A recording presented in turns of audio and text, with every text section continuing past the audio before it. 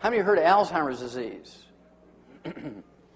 It's a physician-caused disease. Mark my words. Mark my words. In the next 2 years, maybe even next week, it'll pop up in the newspaper. There's more than enough information to prove that it's a physician-caused disease. Alzheimer's disease is a disease that did not occur, even by another name, 40 years ago. It only became recognized as a disease in 1979, 25 years ago. Today, it's the number 4 killer of adults over the age of 65, behind, well, I have to throw in doctors now. Doctors, cardiovascular disease, cancer, diabetes, and Alzheimer's disease. Now, our brains are made up of 75% a fatty insulation material called myelin. How many of you heard of myelin? Good. Well, myelin is this fatty insulation material in the brain. How many of you are eating a brain sandwich, brain and egg sandwich? Oh, you haven't lived until you eat a brain sandwich. It is good. A little bit of onion and mustard. I mean, there's nothing better than a brain sandwich. It's real cheap now because everybody's afraid of, mad cow disease, so I buy more brains and I eat it. But at any rate, this myelin makes up 75% of our brain weight. It's so important to the animal and human brain. Myelin is 75% of our brain weight. And myelin is 100% cholesterol.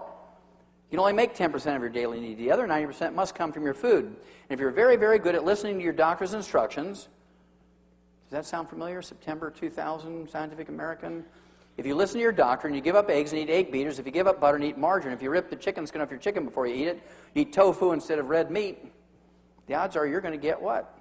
Alzheimer's disease. This came out 4 years ago, March of 2000. Alzheimer's tidal wave is feared. It's coming. They said within the next 25 years, 14 million Americans are going to die of Alzheimer's disease. Today, 25 years backwards, only 250,000 died of it. And 25 years backwards from that, nobody died from Alzheimer's disease.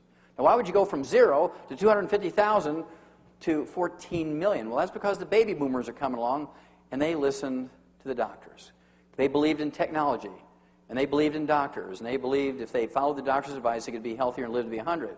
And so now baby boomers are the ones that get a higher rate and higher percentage of Alzheimer's disease than our older relatives who could care less. Okay? Remember Ralph Charles still flying airplanes at 100? Harold Stilson still hitting in golf hole-in-one at 101? Mazumi Dusti, 161? Still babysitting and singing lullabies and maybe cooking and sewing?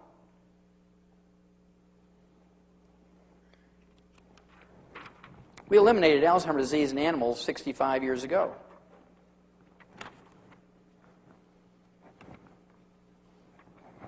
This is a human study that came out in July of 1992. Vitamin E can ease memory loss in Alzheimer's patients. This was a study by the University of California, San Diego Medical School and the Salk Institute, infamous for the Salk polio vaccine. They said that vitamin E could bring back a certain amount of memory and make people functional again. Well, nobody could believe that was true, so they redid the study, and 5 years later they came out with this. Vitamin E might slow Alzheimer's disease. High doses of common vitamin E can slow the devastating decline for some Alzheimer's patients, significantly delaying the need for nursing home care. Again, the University of California, San Diego, University Medical School. Now, if you can delay the need for nursing home care for a spouse or a child or a parent, grandparent, aunt, uncle who has Alzheimer's disease by 5 years, would that be emotionally and financially beneficial to a family? Of course it would. Why don't doctors tell you this? Well, because they own the stock of the nursing home in your town that takes care of Alzheimer's patients. They don't want this to get out. This came out in 2003, November 2003, a study by Tufts University Medical School in Boston. They found out you could reduce your risk of Alzheimer's disease by 48% by just taking either supplements or fish 3 times a day to get the omega-3 essential fatty acids. This has been repeated over and over and over. This just came out January 2004. People taking vitamin C and E were 78% less likely to have a diagnosis of Alzheimer's disease. Now, they didn't even think about the diet, getting rid of fried foods and margarines and sources of free radicals. They didn't even think about eating cholesterol. This was just some antioxidants.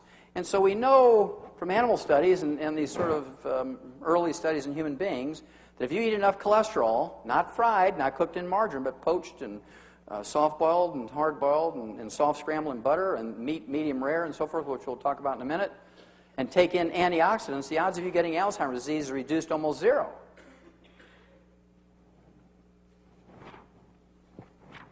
I have to go ask my doctor.